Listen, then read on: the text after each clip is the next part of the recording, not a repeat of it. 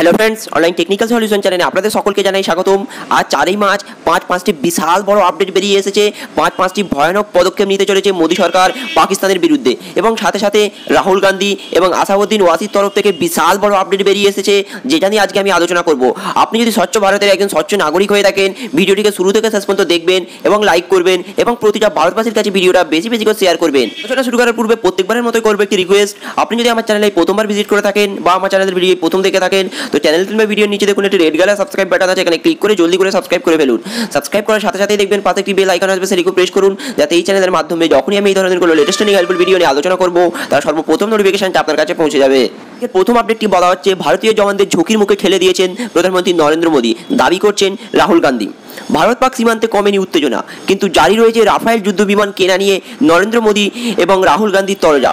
প্রধানমন্ত্রী শনিবারই দাবি করেন, যুদ্ধের পরিণাম অন্য কিছু হতে পারত যদি রাফায়েল যুদ্ধ বিমান ভারতের হাতে থাকতো। রাফায়েল আসতে দেরির জন্য কংগ্রেসকে দায়ী করছেন তিনি। প্রশ্নোত্তরে টুইট করে কংগ্রেস সভাপতি ত্রোপ, দেশের নিরাপত্তা রক্ষীদের জীবন ঝুঁকি করার দায় একমাত্র প্রধানমন্ত্রী নরেন্দ্র মোদী। শনিবার প্রধানমন্ত্রী অভিযোগ করেন, ভারতীয় বায়ুসেনার সাফল্য নিয়ে প্রশ্ন তোলা হয়েছে, যা সত্যিই দুর্ভাগ্যের। দেশের বিরোধী রাজনৈতিক দল এবং প্রশ্ন তুলেছে দেশে অবাক হতে হচ্ছে। সংকীর্ণ রাজনৈতিক অভিযোগ তোলেন তিনি বিরোধী রাজনৈতিক দলগুলোর বিরুদ্ধে। তারপরই বলেন, প্রথমে পরিবারের স্বার্থ, পরে রাজনৈতিক স্বার্থে রাফালে কেনার বিরোধিতা করা হয়েছে, তার নিশানায় ছিল কংগ্রেস। তাহলে বুঝতে পারছেন, প্রধানমন্ত্রী নরেন্দ্র মোদীকে এক ভয়ানক আক্রমণ করলেন রাহুল গান্ধী, যেখানে বলছেন এই যুদ্ধ নিয়ে ভারতের সমস্ত জওয়ানদের নাকি মৃত্যুর মুখে ঠেলে দিচ্ছেন প্রধানমন্ত্রী নরেন্দ্র মোদী। এক্ষেত্রে আপনাদের কি মতামত? প্রধানমন্ত্রী নরেন্দ্র মোদী যে সমস্ত সিদ্ধান্তগুলো নিচ্ছে, যে সমস্ত আক্রমণগুলো করছে, সেগুলো সত্যিই কি ভারতীয় জওয়ানদের ঝুঁকির মুখে ঠেলে দিচ্ছে, নাকি এই আক্রমণটা কেবলমাত্র রাজনৈতিক একটি পদার্পণ করা, রাজনৈতিক উত্তেজিত করার জন্য এই আক্রমণ করা হয়েছে? আপনাদের মূল্যবান মতামত এক্ষেত্রে অতি অবশ্যই আমাদেরকে জানাবেন। পরবর্তী আপডেটটা বলা হচ্ছে, বিমান হানার প্রমাণ চেয়ে পাকিস্তানের হাতকে শক্ত করছে বিরোধীরা, ফের তোপ মোদীর। বিহারের লোকসভা ভোটের প্রচারে ডাকে কাঁটি দিলেন নরেন্দ্র মোদী। পোশাকি নাম এনডিএর সংকল্প যাত্রা। নীতিশ রামবিলাসকে পাশে নিয়ে বিরোধীদের কটাক্ষে বিঁধলেন ভারতীয় বায়ুসেনার হামলা নিয়ে। পাকিস্তানের মাটিতে ওই হামলা এবং তাতে কতজনের মৃত্যু হয়েছে তার প্রমাণ চেয়েছিল বিরোধীরা। নিয়ে মোদীর তীর, পাকিস্তানের সুরে কথা বলছেন বিরোধীরা, তাতে সেনাবাহিনীর মনোবল ভাঙছে। সংকল্প যাত্রার ভিড় নিয়ে পাল্টা লালু প্রসাদ যাদবের খোঁচা, এই লোকসমাগম তো আমি পানের দোকানেও করে ফেলতে পারি। পুলওয়ামা হামলা এবং তার পরবর্তী ভারতীয় বায়ুসেনার হামলা এবং অভিনন্দন বর্তমানকে ভারতে ফিরিয়ে আনা বিজেপি তথা মোদী এবং ত্রিফলাকে ভোটে হাতিয়ার করবেন, তা আগেও বোঝা গিয়েছিল। রবিবার পাটনায় সংকল্প র্যালিতে সেই সুর আরও চড়ালেন প্রধানমন্ত্রী নরেন্দ্র মোদী। গত 26শে ফেব্রুয়ারি পাকিস্তানের মাটিতে ঢুকে হামলা চালিয়েছিল ভারতীয় বায়ুসেনা। বিভিন্ন সূত্রে দাবি করা হয়, এই হামলার বহু জঙ্গি ঘাঁটি ধ্বংস করে দেওয়া হয়েছে এবং অন্তত 300 জনের মৃত্যু হয়েছে, কিন্তু তার প্রমাণ কই? ওই হামলা নিয়ে প্রশ্ন তুলেছে কংগ্রেস সহ বিভিন্ন বিরোধী দলগুলো।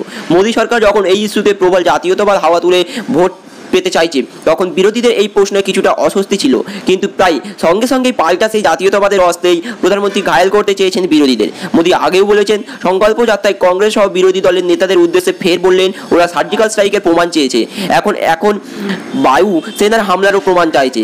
কংগ্রেস ও তার সহযোগী দলগুলোর কাছে আমি জানতে চাই, কেন তারা সেনার মনোবল ফাটল ধরাচ্ছে, কেন কংগ্রেসের এমন বিবৃতি দিচ্ছে যাতে ভারত বিরোধী শক্তির হাতেই শক্ত হয়।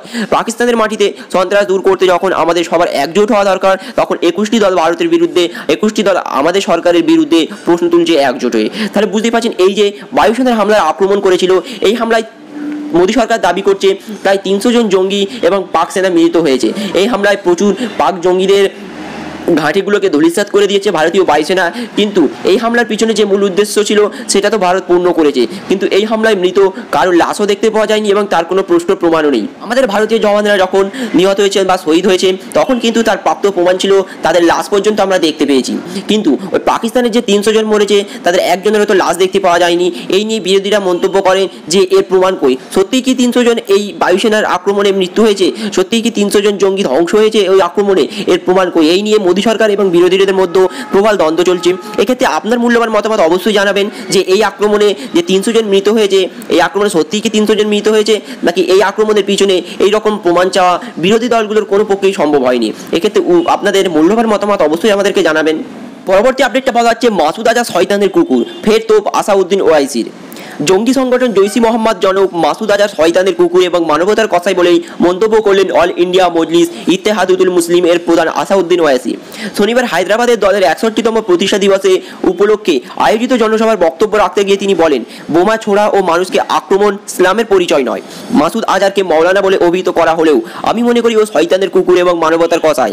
ভারতের যারা শত্রু তারা এখানে বসবাসকারী মুসলিমদেরও শত্রু। তাহলে বুঝতে পারছেন এই যে আসাউদ্দিন ওয়াইসি তিনি একটি বড় বক্তব্য করেছেন যে সমস্ত মানুষ বোম ফেলতে পারে, মানবতাকে ধ্বংস করতে পারে, কোনো মতে ইসলামের নাবিক বা ইসলামের অস্ত্র হতে পারে না। কারণ যারা ইসলাম জানে ও যারা বোঝে তারা কোনো রকম এই ধরনের মানবতাকে ধ্বংস করতে বা দেশকে ধ্বংস করতে উঠে পড়ে লাগবে না। ইসলাম শিক্ষা যাদের মধ্যে আছে তারা কখনোই এই ধরনের কাজে লিপ্ত থাকতে পারবে না। কেবলমাত্র মুসলিম হলেই সে মৌলানা হতে পারে না বা ইসলামে তার শিক্ষায় সুশিক্ষিত হতে পারে না। ইসলাম শিক্ষায় যারা শিক্ষিত তারা কখনো এই ধরনের কাজের সঙ্গে জড়িত থাকতে পারে না। তাই মাসুদ আজহারকে তিনি শয়তানের কুকুর এবং মানবতার কসাই বলে আখ্যা দিয়েছেন আসাউদ্দিন ওয়াইসি।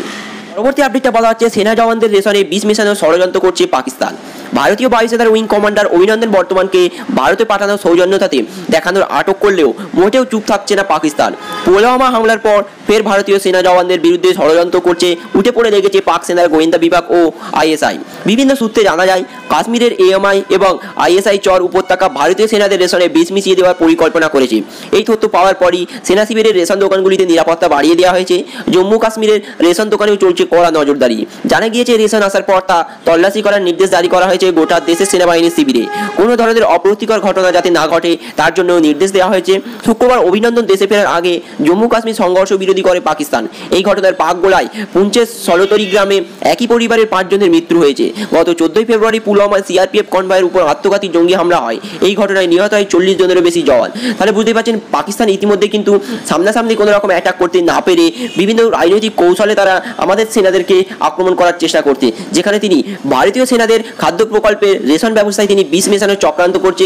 ইতিমধ্যে গোয়েন্দা শিবিরে এই খবর পেয়ে কড়া তল্লাশি এবং কড়া নজরদারি শুরু করেছে ভারতীয় সেনারা, যাতে কোনো রকম অপ্রীতিকর ঘটনা না ঘটে। ইতিমধ্যে তার নির্দেশে দেওয়া হয়েছে এবং ওই সমস্ত রেশন ব্যবস্থা যেখানে সঞ্চিত হয় সেখানে আরও নজরদারি করা বা ব্যবস্থা নেওয়া হয়েছে ভারতীয় সেনার তরফ থেকে, যাতে কোনো রকম যাতে এই ধরনের দুর্ঘটনা না ঘটাতে পারে পাকিস্তানিরা, সেদিকে কড়া নজরদারি রাখা হয়েছে। তাহলে বুঝতেই পারছেন পাকিস্তানের মনোবল কী রকম। ওদের মানবিকতা ধ্বংস হয়ে গেছে, ওদের আর বেঁচে থাকার কোনো ইচ্ছে নেই, ওদের মরতে হবেই খুব শীঘ্রই। কারণ ওরা ভারতীয়দের উপর আক্রমণ করেছে, ভারতীয় সেনাদের ওরা ক্ষুদ্র করেছে, তাই ওদের মরতে তো হবেই। একটু সময় লাগলেও ওদের মরণ নিশ্চিত। যেভাবে ভারতীয় সেনারা উঠে পড়ে লেগেছে, তারা প্রস্তুত নিয়ে নিয়েছে পাকিস্তানের সমস্ত জঙ্গিগুলোকে ধ্বংস করার জন্য।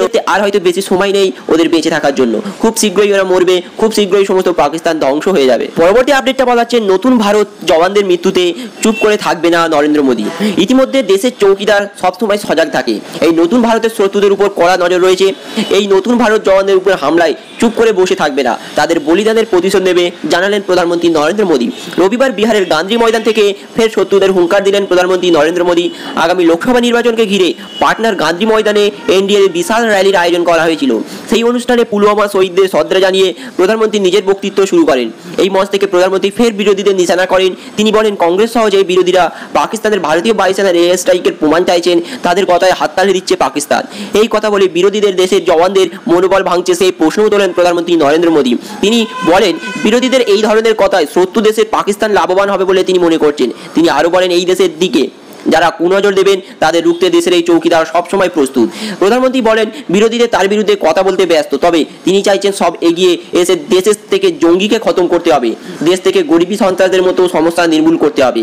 এই র্যালি অনেক দিক থেকে গুরুত্বপূর্ণ মনে করছেন রাজনৈতিক মহল। প্রধানমন্ত্রী নরেন্দ্র মোদী এবং বিহারের মুখ্যমন্ত্রী প্রায় 9 বছর পর এক মঞ্চে উপস্থিত হন।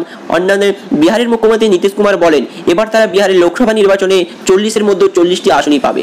তাহলে বুঝতে পারছেন আমাদের দেশে সিআরপিএফ কনভয় হামলার পরেও কিন্তু আরও বহু ভারতীয় সেনা, ভারতীয় জওয়ানরা মৃত্যুবরণ করেছে, শহীদ হয়েছে। এই শহীদের বদলা নেওয়া হবে বলে তীব্র কটাক্ষ করেন প্রধানমন্ত্রী নরেন্দ্র মোদী।